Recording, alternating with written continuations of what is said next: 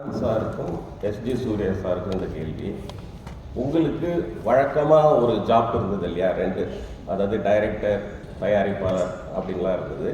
உங்களுக்கு dance master அப்படி அது மாதிரி வந்தீங்க. இப்போது அதெல்லாம் ஒதுக்கி வச்சுட்டு முழு நேர நடிகர்களாக மாறிட்டீங்க ரெண்டு பேருமே.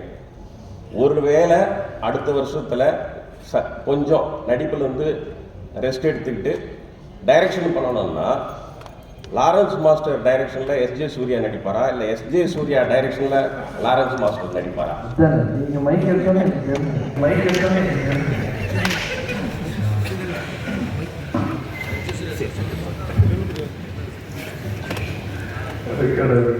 ஆக்சுவலாக ரெண்டு பேருமே நல்ல நடிகர்களாக வரணும் வந்தவங்க, அதுதான் எங்களுக்கு ஆசை.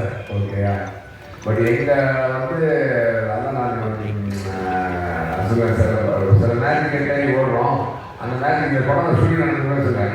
கொஞ்சம் மார்க்கெட்லேயும் கொஞ்சம் திருந்தாலையும் வேறு லெவல் தூக்கி போய்டும் நான் நினைக்கிறேன்.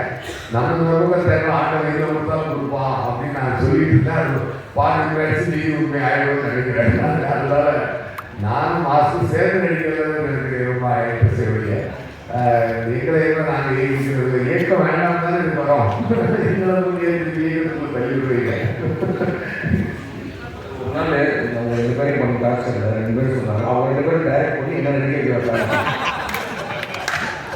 இது நல்லா இருக்கு. சான்ஸ் கிடைச்சுன்னு வச்சுங்க.